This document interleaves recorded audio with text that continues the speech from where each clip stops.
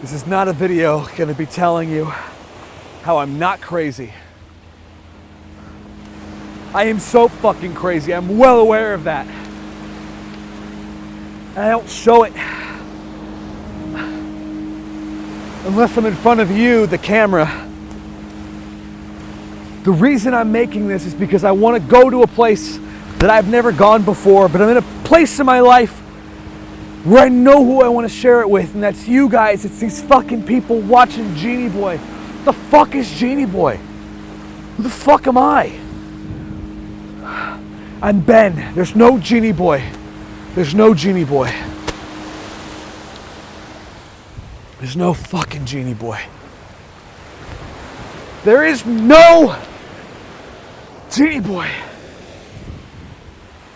No Genie Boy! No!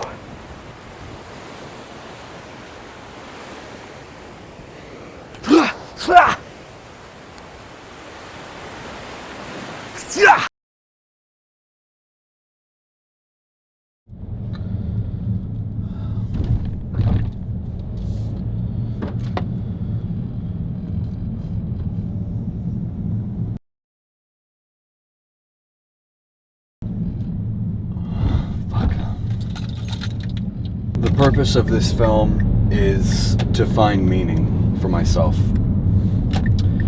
To find the meaning of life.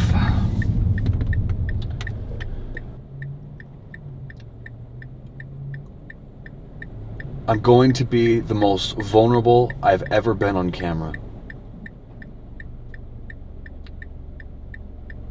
I think once before I tapped into that energy, it was in this short film called Our Tour.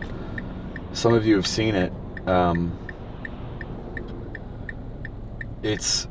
not telling you go look it up, but like it's pretty edgy, and I am naked and I'm alone, and it's one of those things that I shot by myself entirely. Part of what I want to do in life is be known for my utmost vulnerability. A fearlessness to show myself off to the world, to be honest about myself so that people can be honest about themselves as well, and honest with each other. Today I want you to know me as Ben. When you think of me after this, whether that's in a foolish way or not, I want you to tell your friends or tell yourself or whoever the fuck that, hey, I was just watching this weird video, but it was really cool, hopefully, by this guy Ben, not Genie Boy. Not today, at least.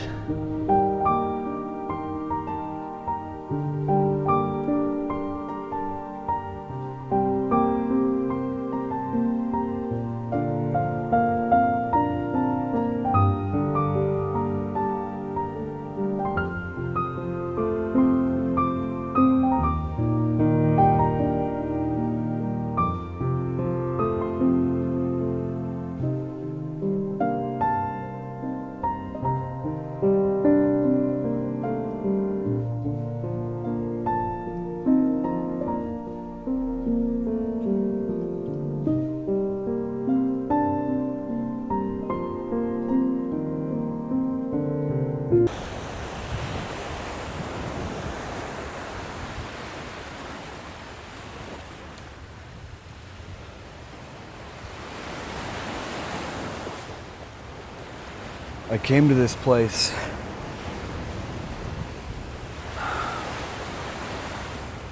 everything begins and ends at the beach. This is holy ground in a way. I want to dive deep into this. I want to find something from within myself and within Kingdom Hearts.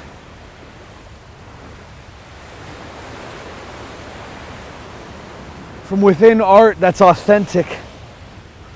I want to find something from within art that's real, within life. Because I think it's through art that we can find the meaning of life. I'm going to tell you things that I've never told anyone before. I'm going to tell you things that I'm not comfortable saying out loud in front of a person, but I've come to know the camera recently to be something or someone that I can share anything with 100% and you can see it all. This is me. I'm not perfect, I'm far from it. In fact, I'm a freak. They say nostalgia comes from a place of insecurity, a place of like something's wrong with you. It's not. It comes from a place of true authenticity, a place of true wonder. And this for me is in Kingdom Hearts. I'm gonna tell you the first thing now that I've never told anyone. When Final Fantasy VII Remake came out, or was announced, when it came out, there was a moment of true wonder that I felt when I played that game. There's 2 points. It was this moment I'm about to tell you, and as well as the ending with the final line. They remade the game, right? They had this whole fucking new music, new everything. And what happened was, there was music throughout this that never quite caught the majesty of the original, the incredible of the original. It made me feel like I was there playing Final Fantasy VII, the PS1 version on my PlayStation 3 with my Guitar Hero guitar because my parents had taken away my fucking controllers because I wasn't making all A's. I was only making B's and A's. But there was a moment when I fought this boss fight, the Crab Warden. And it was unlike anything I had experienced in my playthrough of Final Fantasy VII Remake so far. It was a moment of dun dun dun dun dun dun dun dun dun dun dun da da da da.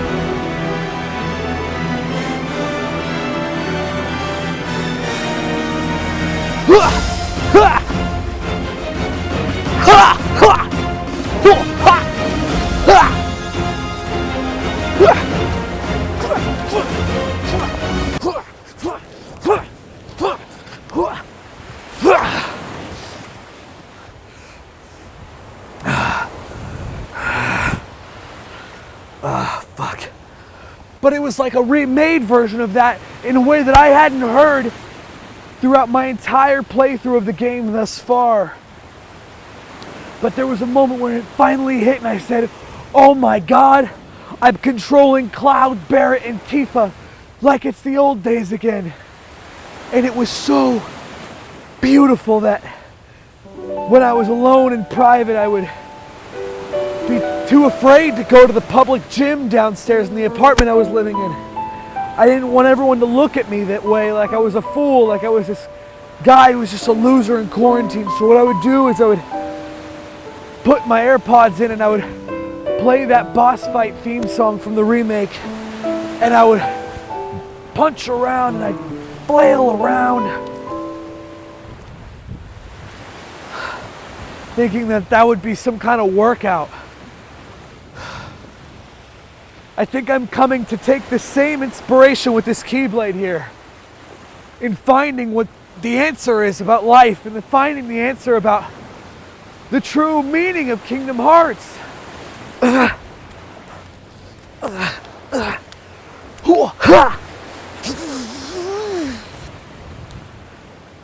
Okay, I'm ready. I'm ready to talk. The real reason I came to this beach is because it feels right to come here. The place where it all happens in Kingdom Hearts. And that's why it's made such an impact on me, because there's something about that game that I've realized now is one of the most profound explorations of really the human condition ever in all of human creativity. I'm saying right now it's up there with The Last of Us Part 2, and I didn't have this realization till recently. I'm gonna show you my true self tonight, because it's within that exploration of your true self that the true meaning of art comes out, and especially Kingdom Hearts. The first one, by the way, let me just make this clear real quick. We're gonna brush past all the Disney shit. We're gonna forget that ever existed. We're gonna say fuck Disney today. We have no association with them when talking about Kingdom Hearts. I'm talking about just The artsy Final Fantasy shit with the fucking spiky hair, Riku, the hot ass redhead Kairi. Holy hell on high, I did not say that on I said I'd be telling you things I've never told anyone before. Let's go to the next part. The second thing I haven't told anyone before. The first girl I ever truly liked was Kairi from Kingdom Hearts. I would go up to the TV screen and I'll tell you, I kissed it. I kissed that fucking shitty ass 480p television screen like out of pure love though. No horniness. No sex. I didn't know what sex was until I think 9th grade. 8th, 10th? I think it was 9th. Fuck. Now everyone knows what sex is.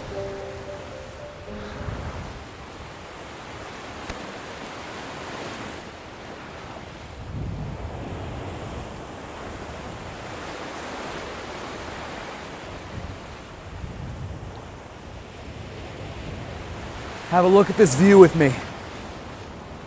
I'm gonna sit down and we're gonna talk about this. This feels like the right place.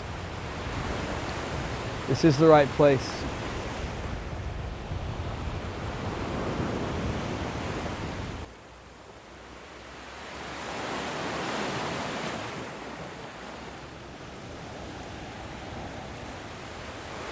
I'm gonna tell you a third thing now that I haven't told anyone before.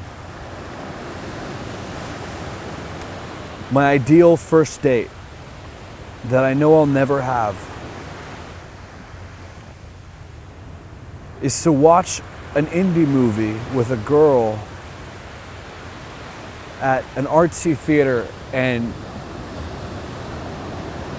we just like chow down on popcorn, right?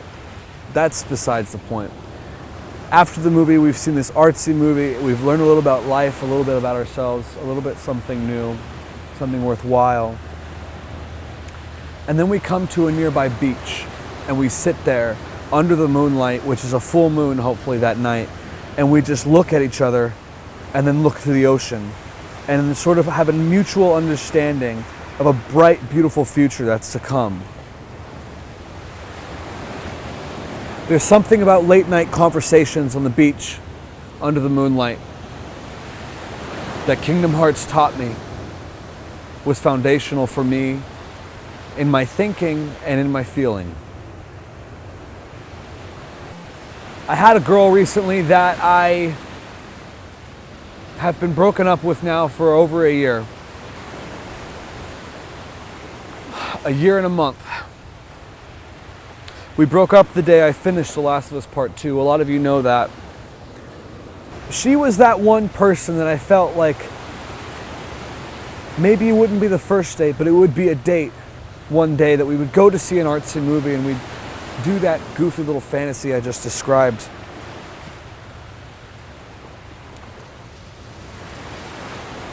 There was a moment with that girl.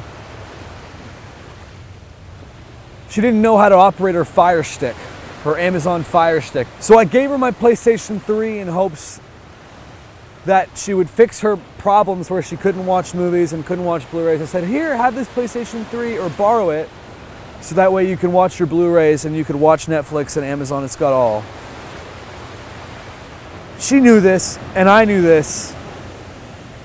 I really just wanted her to play some video games like Kingdom Hearts or Final Fantasy or something, so I could bond with her on this artistic level with her. She loved film, and I wanted her to see video games the way I saw them, and I see them now more profoundly than I ever did before. I think now it's gotten me out here, right?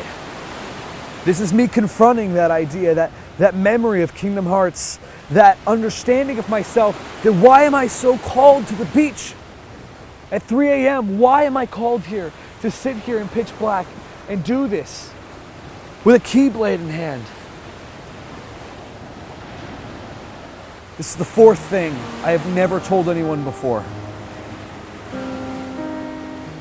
I've never fully described Kingdom Hearts to a person because nobody ever asked. She asked me in this moment in a way that no one else had asked me, tell me about Kingdom Hearts. What was it about? Why do you love it so much? And I realize now, let me cut this off for a second. I realize now nobody asked me to make this video. And so essentially it's me denouncing that one thing. Anyway, she asked me to describe Kingdom Hearts to her, and I said to her, it's about this guy who has two best friends, Kairi and Riku, and they're sitting on this island of perfection and youth and love and friendship called Destiny Islands, where they've shared so many memories together on these islands, and one day they grow up to the point where they want to say, I want to see the outside world, I want to know what's out there, I want to know what other worlds look like. And Riku, the more edgy one, is into that. Kairi, the more submissive female, I didn't write her like that. The Japanese fucking Square Enix wrote them like that. She's a very strong woman, and she grows into herself very well. Fuck me. I'm digging my own grave out here. But nobody's gonna watch this, so fuck it. She, of course, agrees. Kairi agrees to go on with this. But Sora, the protagonist that you play as, that which the player is supposed to identify the most with and feel one and the same with, which The Last of Us Part 2 defies in a way that is game-changing. We know this, I've said it a million times. Sora is hesitant. He's like, sure, I guess. You, the player, are then tasked. The first thing you're supposed to do, aside from waking up from this weird-ass artsy dream, the first thing you're supposed to do is gather rope, cloth, and logs, and fish, and mushrooms. I guess that part's a little weird. I don't know why they need mushrooms. Fresh water, and a bunch of other things to prepare yourself for your little edgy young boy runaway from life, go see the outside world little journey. Everything a kid would pack up when they run away from home for the first time. On the same day, the day he finishes his task, everyone's so existential, everyone is so wondering, don't ever change, don't ever grow up, Sora. What do you think we'll be like when we go see the outside world? What's going to happen to us? What's so profound about Kingdom Hearts is that it's an active struggle of letting go of its childish Disney tendencies and discovering something profound, which is an exploration of the human condition at a young age that nobody has the balls to talk about, but I will tell you about now. Not because I want to, but because I need to. Growing up is one of the most hideous travesties of the human life. Growing up and growing apart is something that we don't expect until you're living in the moment and it's happening right before your eyes and it's too late. Before you've driven off from your friends and you've gone to college and you went your separate ways and you realize, holy shit, I may not ever see them again. I may not ever talk to this person again, even though I really care about them. I know people like that. It was such a trauma to me in my own right in senior year that I constantly write about it, and I come to the beach and I fucking vent about it with a Keyblade in hand like a fool. But I'm gonna embrace this. I'm embracing this now because it's profound. It's profound. It's meaningful. Life has meaning. This is meaning.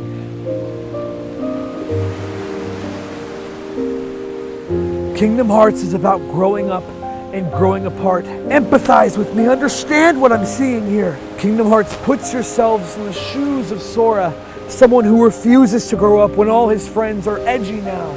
They're hot. Kairi is when she grows up in Kingdom Hearts 2. That's for sure.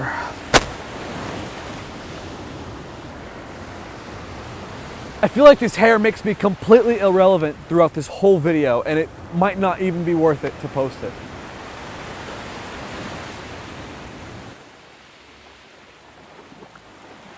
For a kid that has grown up happy-go-lucky, childish as could be, the pure version of light, that is what Sora is, and that's what you're required to play as. What happens on this Destiny Islands is one day this big, bad, dark blob comes in, and I'm telling you seriously, sucks up and sucks away all of Sora's friends, Riku and Kairi. All the other fucking people you fuck around with in the tutorial phase of the game, I guess never come back again. That's some weird shit. Kairi and Riku are suddenly swept away, and Sora is taken on this journey to go and find them. He will do whatever it takes to go across all worlds and find his friends and just reunite and go back to Destiny Islands.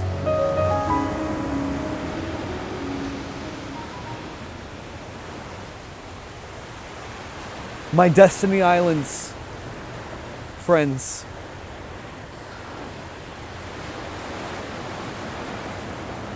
My Destiny Islands is in the back of my class, 8 a.m. biology. I've just had Taco Cabana, 4 tortillas and a bean and cheese taco with a large Coke. I bring my 3DS out. I place my backpack on my desk. I hide my 3DS.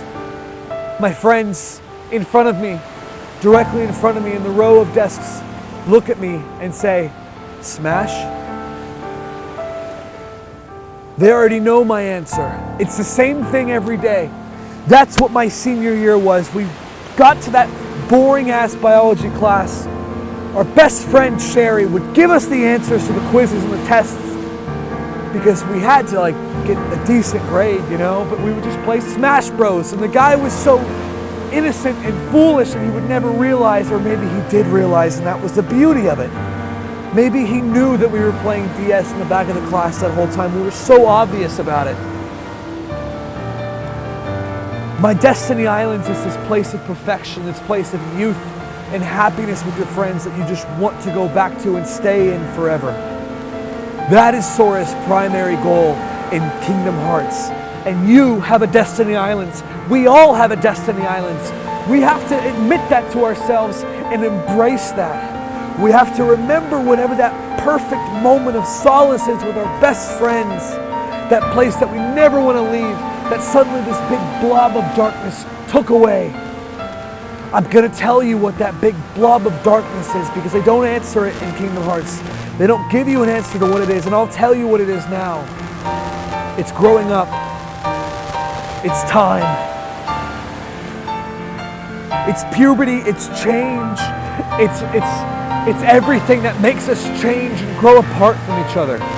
The entire journey of Kingdom Hearts is Sora's refusal to grow up. He has no idea that his friends are growing apart and are different because by the time he finds them, they're different. They're not the same. They're dark. They've been taken by the darkness. And what happens at the end of Kingdom Hearts? He doesn't end up with them again. He ends up with his new friends, Donald and Goofy. Fuck those fucking guys, I'll say it. Sora doesn't end up with them. He meets them, he realizes how different they are, and he tries to defeat the darkness, but we know darkness still prevails. Kingdom Hearts is not solved.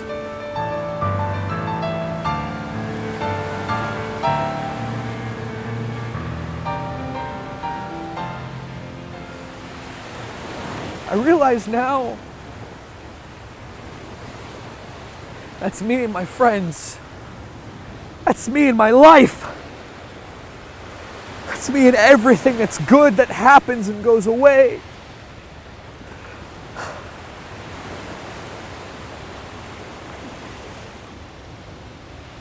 I'd give anything to go back to the moments of high school. Eating 13 chocolate chip cookies with my best friend Adam out front of a fucking McDonald's parking lot. Why can't I have that back? Why can't I sit and live in that moment forever? It's because of youth. It's because of growing up. It's because of time.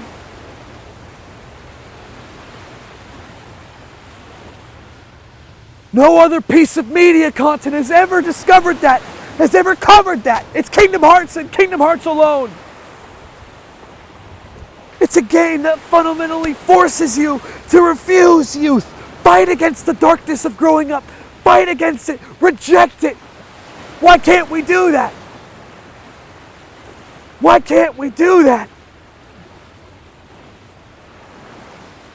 I want my life to be that.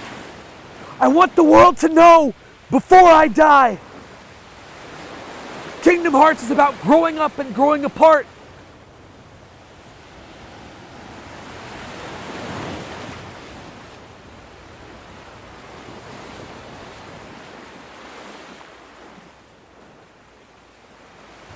I'll tell you the fifth thing I haven't told anyone.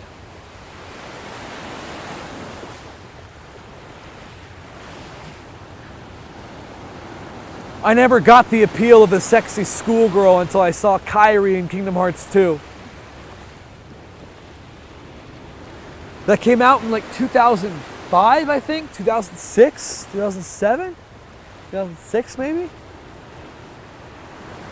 And I was a young lad, like I'm telling you, like 9 or 10, and that shit. We have to acknowledge this. The ending of Kingdom Hearts 2 is an embracing, a big hug. That the darkness has been defeated.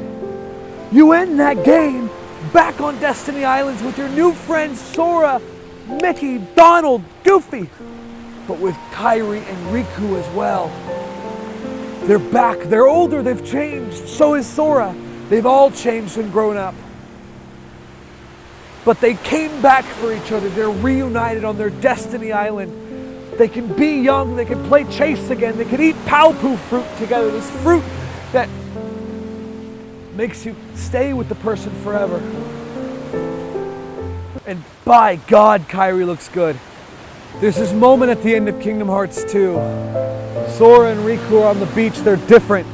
They're on this beach of darkness, this beach of, well, I guess time and growing up it's technically the darkness, but I guess it's like they're on this beach together and they sit on these rocks.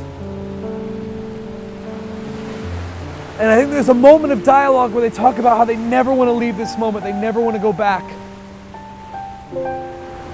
I resonate with that so much. There's so many moments I don't want to escape. I don't know if I have earned the right to say this or earned the place to tell you something, but if I could give you a word of advice, cherish the time you have. I know I'm only 23 years old. I know it's so foolish of me to say this, and I've spent so much of my life and my thinking surrounded by growing up and youth, and these moments won't last forever. I have a fucking reminder on my phone that goes off every day at 9 a.m. that says, you are living in the pinnacle of youth.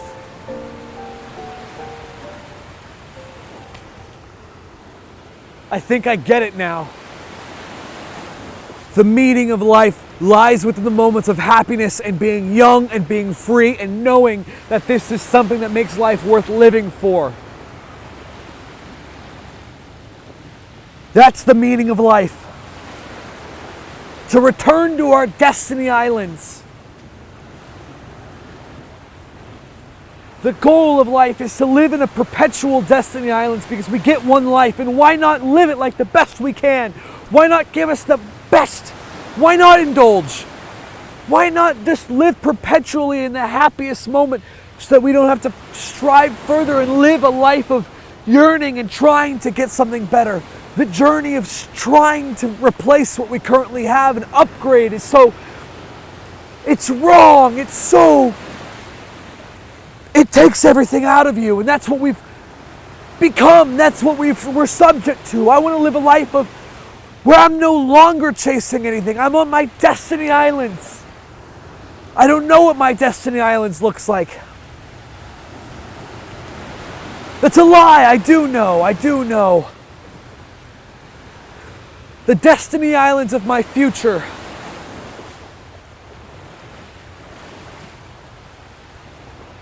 I'm going to now tell you the seventh thing that I have not told anyone.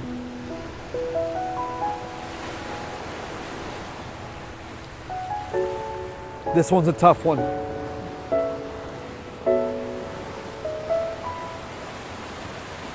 The Destiny Islands of my future is in Sweden, in the forests of Sweden. I want to live in a lodge in the snow where I see the northern lights lakes of mist and solitude and silence and pine trees that are perfectly aligned.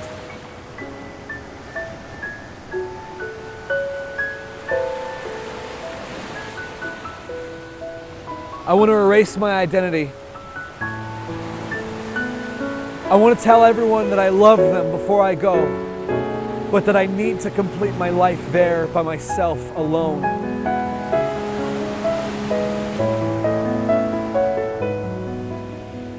I would want to take someone with me, maybe a local there, someone I've maybe never met before. Someone that I've met while dancing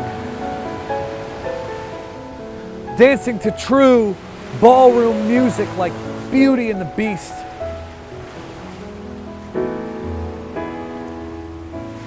I would take her there to the lodge in Sweden and I'd sit there with her and we would live.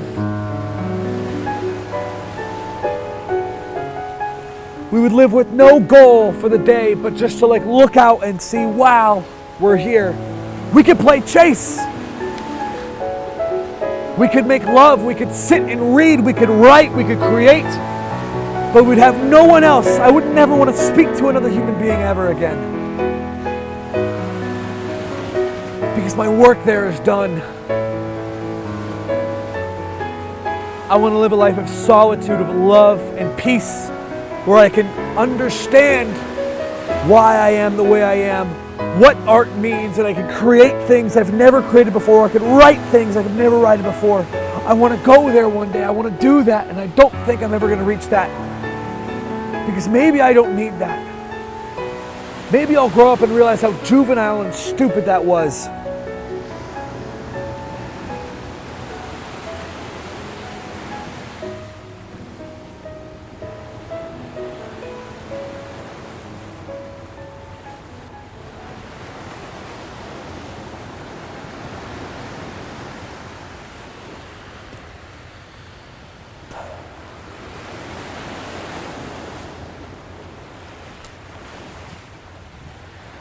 If you've stayed with me this long, I can only thank you.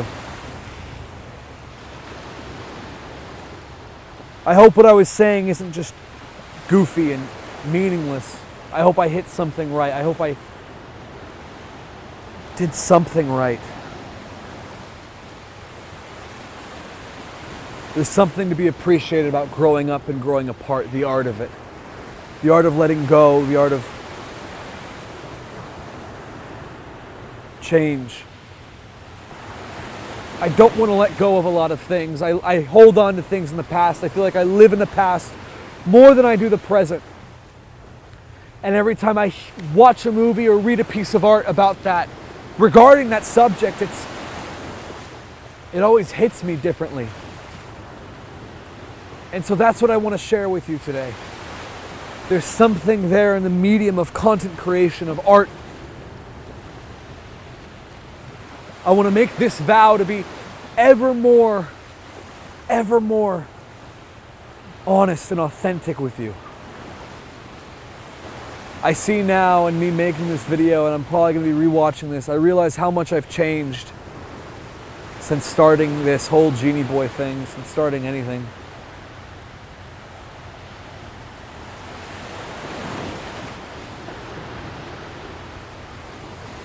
We all change, and I want to bring you along this growth and change, and I want to hold you close. I love art. It's what keeps me going.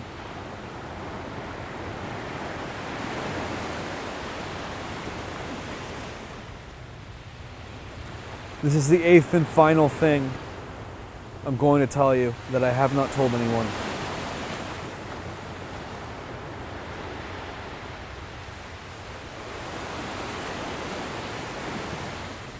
I think about killing myself a lot.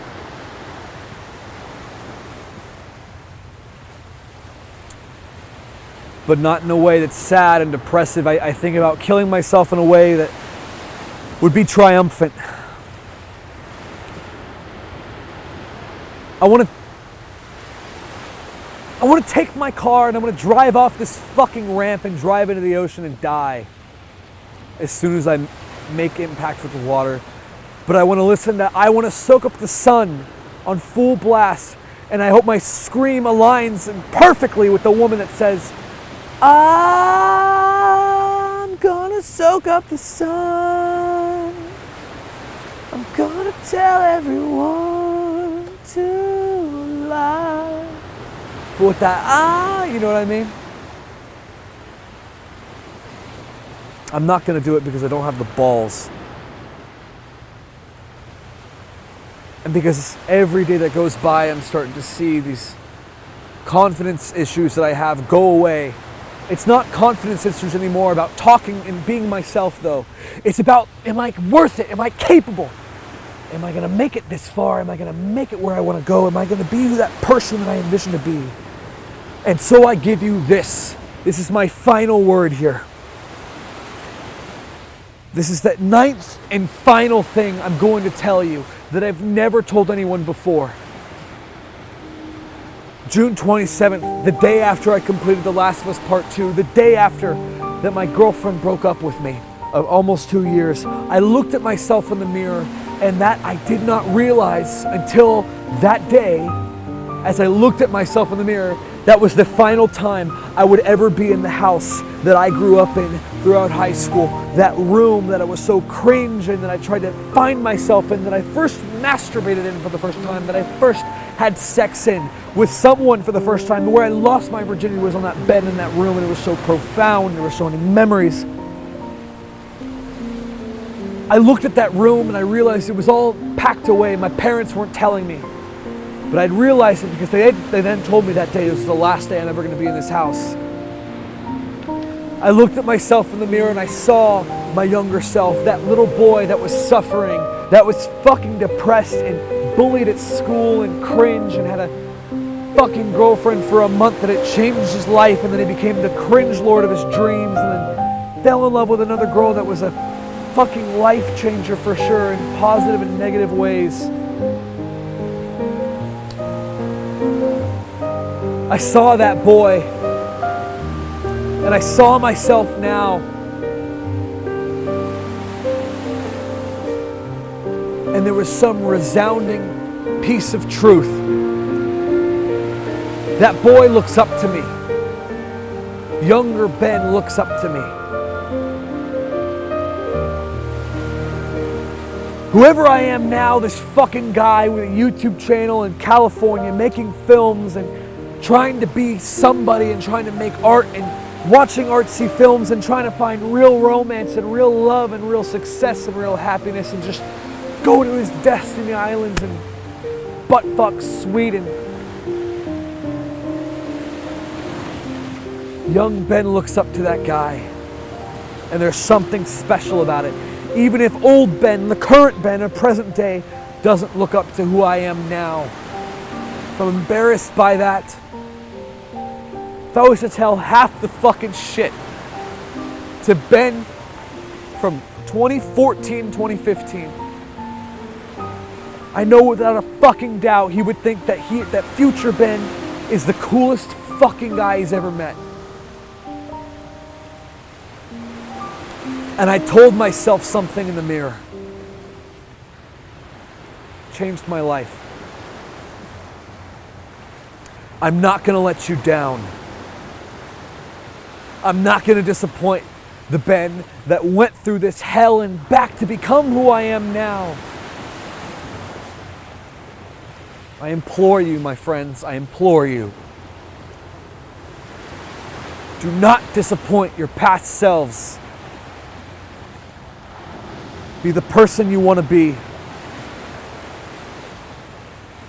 Let this video be my first step forward in acknowledging that, in being the person that I want to be, in changing and being new.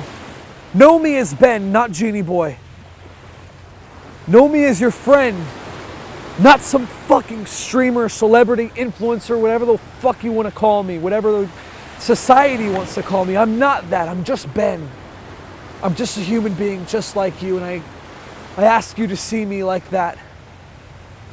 And we could be friends. We could be normal humans together. I promise to never be inauthentic with you.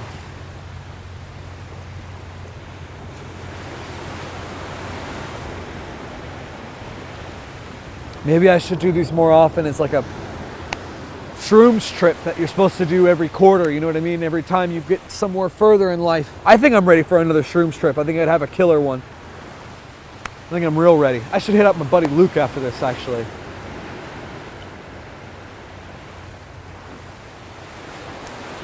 I've never sang to an audience before, but the proper way to end this, in my heart, I feel, is to sing to you with my guitar, Ellie's guitar, Joel's guitar, my guitar from The Last of Us Part 2. If what I was saying about Kingdom Hearts or life wasn't proven yet, if you don't think Kingdom Hearts has what I was explaining about life and darkness and growing up in time, the best way to truly realize it is listen to the following lyrics. And so I bring you an original cover to end this video. Not an original cover, it's Who the Fuck Am I Kidding? It's Simple and Clean by Utada Hikaru. Enjoy.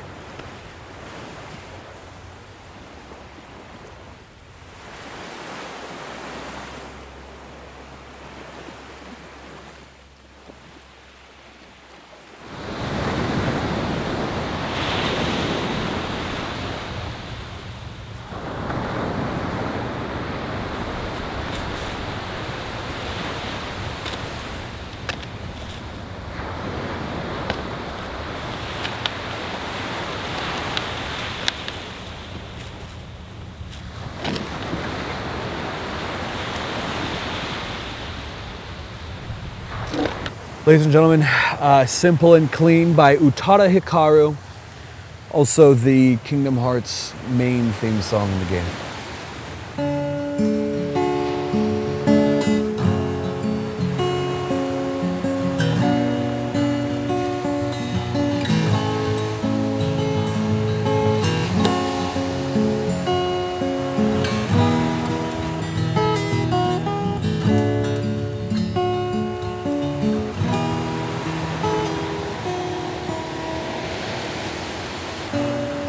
You've given me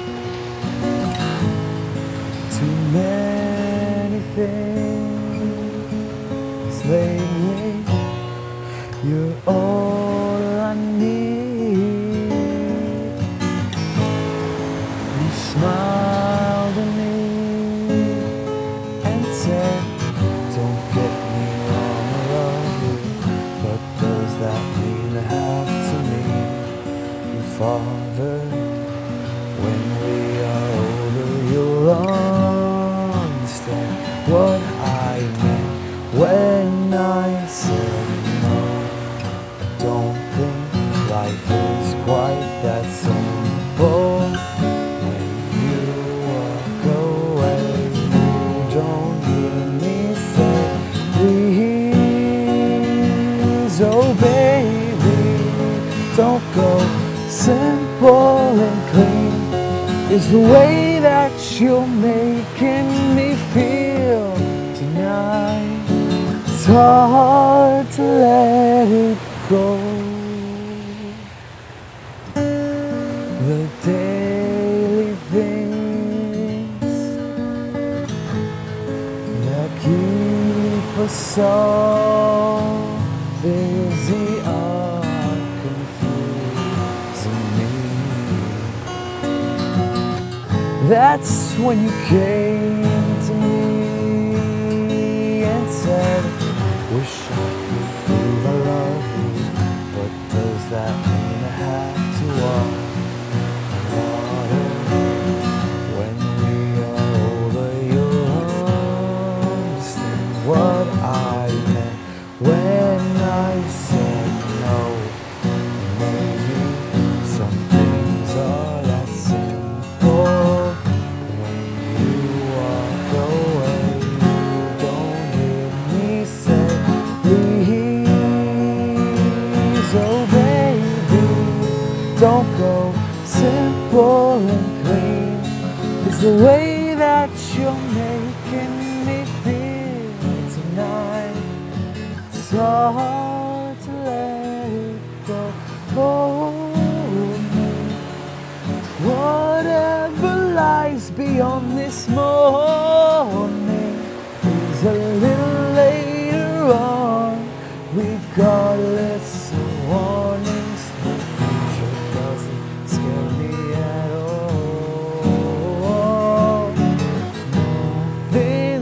like before. You walk away, you don't hear me say please. Oh baby, don't go simple and clean. It's the way that you're making me feel tonight. It's hard to let it go. Hold me. Whatever lies beyond this morning is a little later on. Regardless of warnings, the future doesn't scare me at all. Think like before.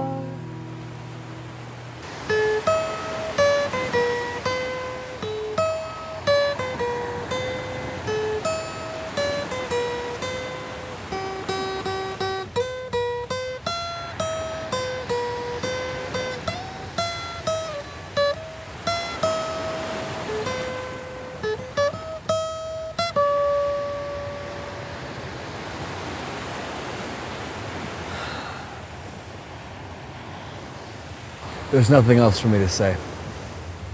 Thank you for watching this long if you did. I love you very much.